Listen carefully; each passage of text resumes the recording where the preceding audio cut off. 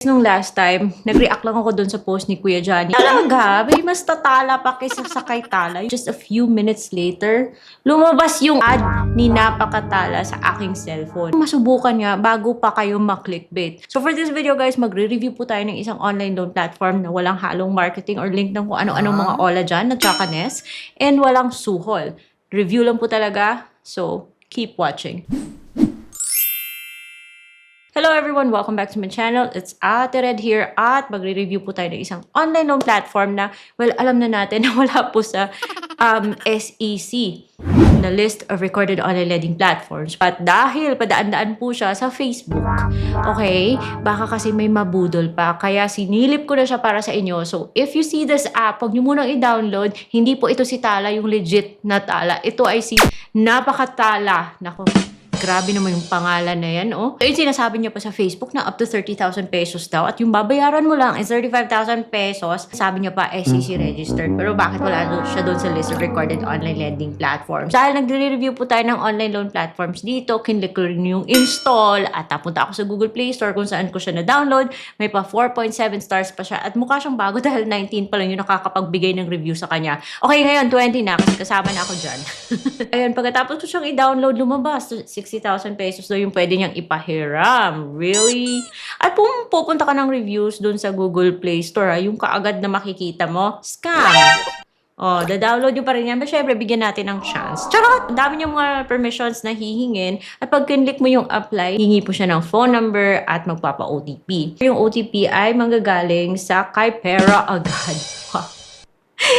Ano ba tong loan app na to? Ilang beses ko na itong nakikita at may reputation siya. Oh, by the way ha, this video is not sponsored. Like I said, nagtatry lang ako ng loan app dito para makapagbigay ng feedback sa inyo. So, nilagay ko rin yung OTP na galing kay Pera agad. Tapos guys, sinilip ko yung user policy niya at yung nakalagay dito is DSNC Lending. Napaka-pamilyar. Yung ano na to, yung pangalan ng company, lumitaw din nung sinubukan ko si Peso Maya na ngayon nawawala na. Paulit-ulit siyang humingi ng permission in your face. Gusto niyang talagang nag-a-agree ka dito sa mga privacy statement niya. O, hingi pa siya ng permission ma-access yung location mo at yung mga valid IDs na gusto niyang picturean mo, isubmit mo sa kanya are these. Meron ding other options and for your reference, yung ginamit ko po is my driver's license. So may pa-instructions pa siya kung paano kunin yung picture and then pwede mo naman siyang pulutin from your photo album or pwede mo rin siyang picturean as you go with the application and then magsi-selfie ka. Then hihingi po siya ng mga personal information and by the way, optional phone number, your Facebook, and your Viber account. These are optional information. Pero here guys ha, kahit na sinabi mo sa kanyang unemployed ka, kailangan mo pa rin maglagay ng address ng company, ng name ng company mo. Parang senseless. And 5 po yung hihingi niyang contact references. So, ayun guys, yung mga mode of disbursement niya, pwedeng e-wallet, pwedeng bank. Yung binigay ko sa kanya was my GCash. Ayoko magbigay ng bank account sa mga online loan platforms. So, parang ako, I have questions. So, ayun guys, lumabas yung kanyang offer. Yung napakatalang offer. Napakatalang 4,000 pesos.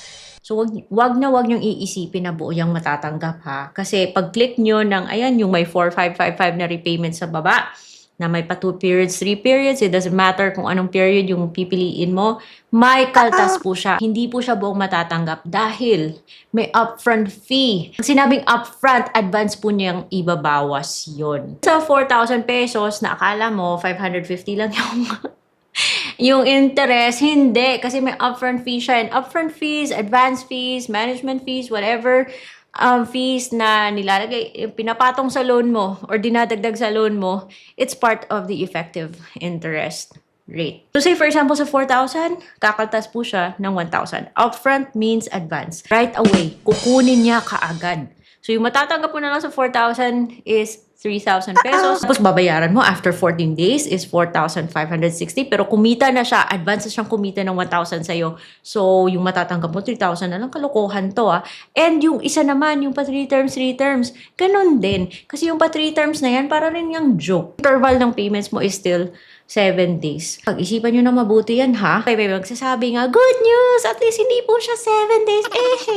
Okay, fine. Hindi siya 7 days. Pero 14 days naman siya. At ang laking pinatong niya, ha? Naglolokohan tayo nito. Tapos kakaltas pa siya ha, 1,000 pesos. Think about that. So hindi ko na ginaw guys kasi ang dami kong dapat bayaran kasi ang dami ko pong ni-review. Hindi mo kailangan kunin yung isang loan para malaman mo kung okay ba to o hindi. Ang laki guys, ayoko sa mga ditong klaseng loan app. I don't know if I should be happy na yung loan app na to ay nagpapa-delete kasi feeling ko kasi napapraning kasi ako sa mga ganito. So, sana naman, wag nyo nang hintayin na umabot pa kayo sa point na magre-request kayo na magpapadelete ng account dito. Kasi mas mabuti pang hindi muna kayo nag-submit ng information, nag-research muna kayo bago kayo mag-apply. And I hope tinapos nyo yung video na to because now you know na may advance siyang kinakaltas in addition sa interest na idadagdag pa niya sa babayaran mo. Short term lang siya and for a loan platform na napaka-short ng term, hindi worth it. Ang mahal ng kanyang mga fees. Yung 1,000 na yan, that's 30%, that's 25% of your loan. Paano na lang kaya kung 60,000 na yung i-approve niya sa'yo? So, ayoko sa mga ganitong klaseng loan app, guys. Hindi siya worth it na alagaan. Huwag nyo na lang ever i-download yung loan app nito. Hanap ka ng iba. And meron naman tayong mga options like mga legit loan apps, yung nasa playlist na to. Ito yung mga loan platforms na okay yung terms nila so far. Hindi tulad ng ganitong loan app.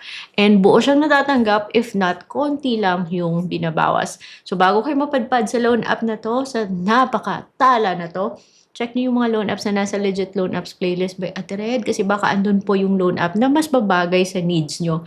So that's it for today's video. I will see you on my next vlog.